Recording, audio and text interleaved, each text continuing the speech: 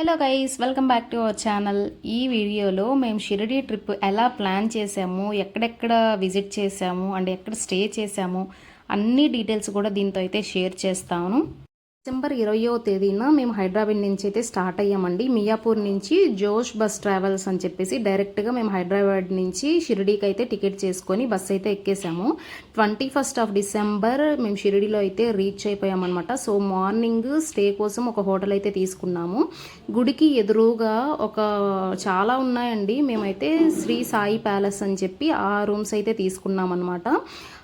1200 per డేకి అయితే charge చేశారు. ఆఫ్టర్నూన్ హారతికి అయితే మేము దర్శనానికి టికెట్ అయితే చేసుకున్నామండి. సో ఫ్రెష్ అప్ అయ్యేసి ఇంకా ముందు ఉడిపి అనే హోటల్ ఉన్నింది. సో అక్కడికి వెళ్ళేసి టిఫిన్ అయితే చేసేసి కొంచెం ముందుగానే వెళ్దాము దర్శనానికి అని చెప్పేసి వాళ్ళని పర్మిషన్ అడిగాము. సో అడిగితే వాళ్ళు ఎప్పుడైనా వెళ్ళొచ్చు అని అన్నారు అక్కడ ఉండే సెక్యూరిటీ వాళ్ళు. సో ముందుగానే వెళ్ళిపోయామన్నమాట. వెళ్ళి ఆ రోజు దర్శనం అయితే మధ్యాహ్నానికి కంప్లీట్ అయిపోయింది. ఇక్కడ సాయిబాబా స్టాచ్యూ ఉంటే అక్కడ కొన్ని ఫొటోస్ అయితే తీసుకున్నాము. ఇది అయిపోయిన తర్వాత ద్వారకామయ్యి మందిర్ ఉందండి, దానికి ముందే అనమాట. ఇందాక నేను వీడియోలో చూపించాను కదా, అదే సాయిబాబా వారి టెంపుల్. సో దానికి ముందు దగ్గరికి వస్తే మనకు ద్వారకామయ్యి మందిర్ అని ఉంటుంది. సో అక్కడ కూడా దర్శనం కంప్లీట్ చేసుకున్నాము. ఆఫ్టర్నూన్కి ఇక్కడ చూడాల్సిన ప్రదేశాలన్నీ చూసామండి. ఇంకా సరే 5 to 10 కిలోమీటర్స్ రేంజ్లో ఏమైనా ఉన్నాయా టెంపుల్స్ అని చెప్పేసి మేము రోడ్లోకి వెళ్ళి ఆటో వాళ్ళని అయితే ఎంక్వైరీ చేసాము. సో వాళ్ళు 5 to 10 కిలోమీటర్స్లో చాలానే ఉన్నాయి చూడడానికి అని చెప్పేసి మమ్మల్ని ఫస్ట్ అయితే పంచముఖి ఆంజనేయ స్వామి టెంపుల్కి అయితే తీసుకెళ్లారండి. దాని తర్వాత వీరభద్రస్వామి దేవస్థానము అండ్ కల్పవృక్షము బాబా రిలాక్స్ అయ్యే ప్లేస్ అనమాట. అంటే రహత అంటే ఒక ప్లేస్ నుంచి ఇంకో ప్లేస్కి బాబా వాళ్ళు ట్రావెల్ అయ్యేటప్పుడు ఒక చెట్టు కింద అయితే కూర్చునేవాళ్ళు, దాన్నే కల్పవృక్షం అని అంటారు. నేను ఇందాక చెట్టు దగ్గర ఫోటో తీశాను కదా, అదే అనమాట. 5-6 ప్లేసెస్ అయితే చూపించారండి. ఆఫ్టర్నూన్ 4కి అట్లాగా స్టార్ట్ అయ్యాము. ఈవినింగ్ 7 కల్లా మొత్తం కూడా కంప్లీట్ అయిపోయింది. ఆటో వాళ్ళు 600 ఎంతో ఛార్జ్ చేశారనమాట. బట్ ఈచ్ ప్లేస్కి అయితే మీరు ఇంత టైం మాత్రమే ఉండాలి అని చెప్పేసి ముందే చెప్తున్నారు.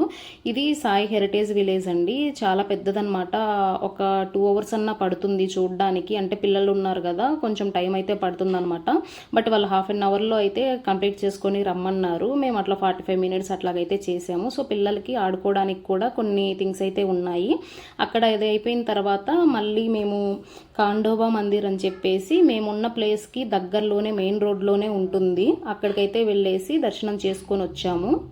మేము రూమ్కి రిటర్న్ అయ్యేసరికి ఆల్మోస్ట్ 7 to 7:15 ఆ టైం అయితే అయ్యిందండి. ఇంకా డిన్నర్ అయితే కంప్లీట్ చేసుకున్నాము. డిన్నర్ మా వారు ఆఫ్టర్నూన్ ఆంధ్ర హోటల్స్ ఉంటే అక్కడికి వెళ్ళి అయితే తీసుకొచ్చారు. మనమంటే ఏదో ఒకటి తింటాము, బట్ బాబుకి మాత్రం ఆ 3 days చాలా ఇబ్బంది అయిపోయింది.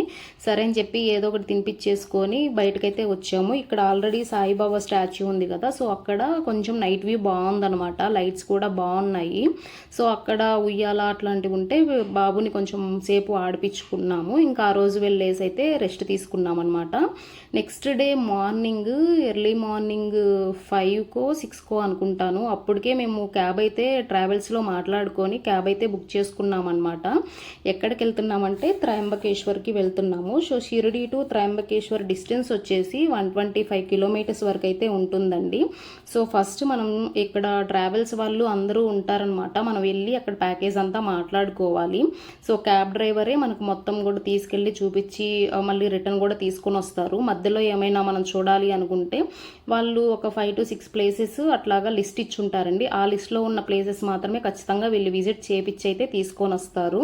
సో షిరిడీ నుంచి ఫస్ట్ నాసిక్ వెళ్ళాలన్నమాట. నాసిక్లో కూడా చూసేవి చాలా ఉన్నాయి, బట్ మేము ఏంటంటే త్రయంబకేశ్వర్లో చాలా టైం పడుతుంది దర్శనానికి అని చెప్పేసి ఫస్ట్ షిరిడీ టు త్రయంబకేశ్వర్ అయితే వెళ్ళాము. వచ్చే దారిలో నాసిక్ని చూడొచ్చు అని చెప్పేసి. ఈ త్రయంబకేశ్వర టెంపుల్ అంటే జ్యోతిర్లింగాల్లో ఒక టెంపుల్ అండి. టైమింగ్స్ వచ్చేసి మనకు మార్నింగ్ 5:30 నుంచి 9 వరకు కూడా ఓపెన్ ఉంటాయన్నమాట. సో ఇది వచ్చేసి మహారాష్ట్రలో నాసిక్లో త్రయంబకేశ్వర్ టెంపుల్ అనేది ఒకటి ఉంటుంది. ఇండియాలో 12 జ్యోతిర్లింగాల్లో ఇది ఒకటి అనమాట. సో ఇది దేనికి ప్రసిద్ధి అనంటే బ్రహ్మ విష్ణు శివుడు అనే ముగ్గురు దేవుళ్ళను కలిపి ఒకే లింగంలో పూజించే ఏకైక పుణ్యక్షేత్రంగా ఈ గుడి ప్రసిద్ధి చెందింది. అంతేకాకుండా పవిత్ర గోదావరి నదికి ఇది మూలంగా కూడా ఉంది. ఇక్కడైతే మాకు చాలా ఎక్స్పీరియన్స్ ఉందండి. ఎందుకంటే లియాన్స్ తోటి వెళ్ళాం కదా, అక్కడ వీడు ఫుడ్ సరిగా తినక చాక్లెట్స్ అని చెప్పేసి మా ప్రాణాలు అయితే తీసేశాడు. ఆల్మోస్ట్ మాకు 4 to 5 అవర్స్ పడిందనమాట దర్శనానికి. క్యూలో చాలా పెద్ద క్యూ ఉంది, చాలా మంది వచ్చారనమాట.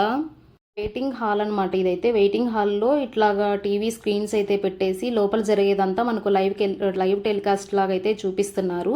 సో అది కొంచెం చూసుకుంటూ వెళ్ళాము. బెస్ట్ థింగ్ ఏంటంటే ఇక్కడ సీటింగ్ కూడా ఇచ్చారనమాట. ఇట్లా క్యూ లైన్స్ ఉన్నాయి కదా, అక్కడ రెస్ట్ తీసుకోవడానికి సీటింగ్ కూడా ఇచ్చారు. అది బెస్ట్ అనిపించింది నాకైతే.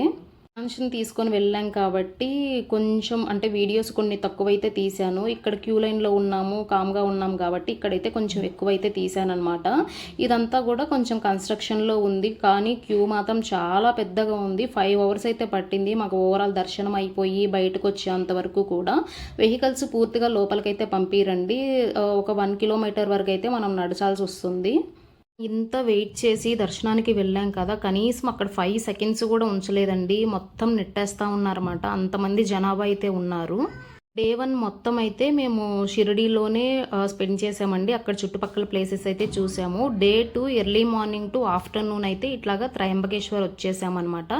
సో ఆఫ్టర్నూన్ నుంచి ఈవినింగ్ వరకు నాసిక్లో చూసుకొని అక్కడి నుంచి అయితే మేము నైట్ ఇంటికి వెళ్ళిపోయాము. అప్పుడు ఆల్మోస్ట్ 9:30 అయితే అయిపోయింది. సో రిటర్న్ అయ్యేటప్పుడు మేము రెస్టారెంట్లో అయితే తిన్నామండి. బాబు ఉన్నాడు కదా, కొంచెం రిస్క్ అవసరం లేదు అని చెప్పేసి మంచి హోటల్స్లోనైతే ఫుడ్ అయితే తిన్నాము. బట్ మన ఆంధ్ర వాళ్ళైతే అక్కడ ఫుడ్ చాలా తక్కువ అయితే తినగలరండి. ఏదేదో మేనేజ్ అయితే చేసామన్నమాట. త్రయంబకేశ్వర్ నుంచి ఇంకా రిటర్న్ అయితే వచ్చేస్తున్నాము. చిన్నపిల్లలతో ఏ ప్లేస్ అయినా విజిట్ అవ్వాలంటే చాలా కష్టం అండి. ఇంకా నాసిక్లో ఎలా జరిగింది మా ట్రావెల్ అని చెప్పేసి నేను నెక్స్ట్ వీడియోలో అయితే పోస్ట్ చేస్తాను. ఒకటే వీడియోలో లెంతీ అయిపోతుంది కాబట్టి. సో నెక్స్ట్ వీడియో 2-3 డేస్లో అయితే నేను పోస్ట్ చేయనండి. Thanks for watching.